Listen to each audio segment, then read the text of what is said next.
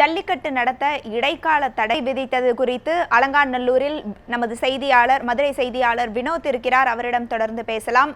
வினோத், வணக்கம். இப்போ அலங்காநல்லூர்ல நீங்க இருக்கீங்க. ஜல்லிக்கட்டுக்கு உச்சநீதிமன்றம் இடைக்கால தடை விதிச்சிருக்கு. இது பற்றி அங்க இருக்கக்கூடிய மக்கள் என்ன சொல்றாங்க?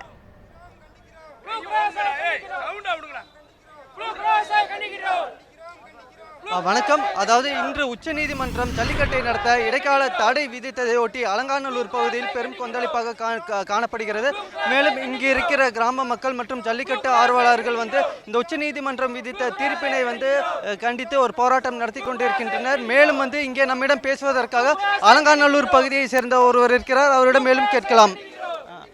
ஐயா வணக்கம். அதாவது இப்போ உச்சநீதிமன்றம் ஜல்லிக்கட்டை நடத்த இடைக்கால தடை விதித்துள்ளது. இதை பற்றி நீங்கள் உங்களோட கருத்து? இது பெரிய ஒரு இழப்புங்கய்யா எல்லாருக்குமே. பார்த்தீங்க இல்லையா, இந்த 3-4 நாளாக நாங்கள் பட்ட சந்தோஷம் எங்கள் வீட்டு திருவிழா மாதிரி இருந்தோம். இன்றைக்கு இளவு வீடு மாதிரி இருக்கோம். ஏன்னா இங்கே தெய்வ குற்றங்கள் நிச்சயமாக ஆகும்.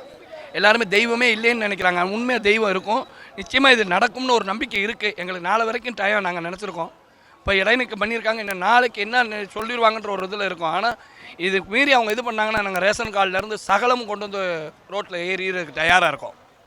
ஏன்னா இது ஒரு கோவிலோட நிகழ்ச்சி தான் இந்த ஜல்லிக்கட்டு. இதோட இழப்புகள் போன ஆண்டுகளுக்கும் இந்த ஆண்டுகளுக்கும் 83 பேர் இறந்துருக்காங்க இந்த அலங்காநல்லூர் கிராமத்தில். ஏன்னா இன்னமும் மேற்கொண்டு தெய்வ குற்றமாக தான் ஆகிக்கிட்டு இருக்கு. இதை எல்லாருமே சந்தோஷமாக நடக்கணுன்ற ஒரு இது தான். இப்போ எல்லோரும் தெய்வத்தோட இது தான். இப்போ இது உக்கிரமாக போதும். கடவுளோட இது உக்கிரமாகி ஏகப்பட்ட பாதிப்பு ஆகும். அவங்க படிப்போட இதில் நினச்சி அவங்க எழுதிக்கிட்டு போயிடுறாங்க. ஆனால் தெய்வத்துக்குள்ளே இருந்ததுனால சொல்கிறேன், எனக்கு தெய்வ குற்றம் ஆயிரும். இது கட்டாயமான முறையில் நடக்கணும். இதுக்கு மத்திய அரசாங்கம் மாநில அரசாங்கம் எல்லாம் சேர்ந்து நல்லபடியாக நடத்துறதுக்கு ஒரு மீட்டிங் மாதிரி போட்டு கமிட்டி போட்டு எல்லாம் பண்ணி நல்லபடியாக நடக்கணும். எல்லா வேலையும் நடந்துருச்சு. பார்த்துங்க, வெள்ளையெல்லாம் அடித்தாச்சு, கம்ப்ளீட்டாக எங்கிட்ட எல்லாம் முடிஞ்சிச்சு. பரணிலாம் கட்ட ஆரம்பிச்சிட்டோம். சொந்த பந்தங்களுக்கு பூரா லெட்டர் எழுதி விட்டோம், எல்லோரும் வாங்கன்னு சொல்லி.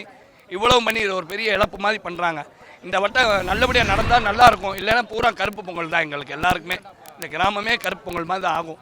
ஏன்னா இது தெய்வ குற்றமாகும். இது ரொம்ப கவனமாக எல்லாரும் இருந்து நல்லபடியாக பண்ணணும். அதாவது இந்த நிமிடம் வரை ஜல்லிக்கட்டு போட்டிகள் நடத்துவதற்கான ஏற்பாடுகள் நடந்து கொண்டிருக்கின்ற இந்த வேளையில் ஜல்லிக்கட்டு போட்டிகளுக்கு தடை விதிக்கப்பட்ட செய்தியை கேட்டு இந்த மக்கள் மிகுந்த துயரத்தில் ஆழ்ந்துள்ளனர். மேலும் இது பற்றி பேசுவதற்காக நம்மிடம் இந்த பகுதியை சேர்ந்த ஒருவர் உள்ளார். அவரிடம் மேலும் இது பற்றி கேட்கலாம். அதாவது இந்த நிமிஷம் வரைக்கும் ஜல்லிக்கட்டு போட்டிகள் நடத்துவதற்கான ஏற்பாடுகள் நடந்து வந்த சூழ்நிலையில் உச்சநீதிமன்றம் இப்படி ஒரு தீர்ப்பை கொடுக்கும் நீங்க எதிர்பார்த்தீங்களா? நாங்கெல்லாம் ஜல்லிக்கட்டு நடந்தே ஆகணும் வெறித்தனமா இருக்க சார். இந்த ஜல்லிக்கட்டு நடக்கலைன்னா என் போன்ற வீரர்களை தீக்குளிக்க கூட தயவ மாட்டோம் சார். வீரர்களே, கசிய வீரர்களே, தீக்குளிக்க கூட தயவ மாட்டோம் சார். மத்திய அரசு இதுக்கு நல்ல தீர்ப்பா நீங்க சொல்லி ஆகணும் சார். நாங்க அவசரம் அங்க பாருங்க சார், வெள்ளை அடிச்சு பாருங்க சார், எல்லாமே வாடிவாசம் எல்லாமே பூரா பொதுமக்களா கூடியிருக்கான். இன்னைக்கு ஒரு நல்ல தீர்ப்பா இன்னைக்கு நல்லா எங்களுக்கு சொல்லணும் சார்.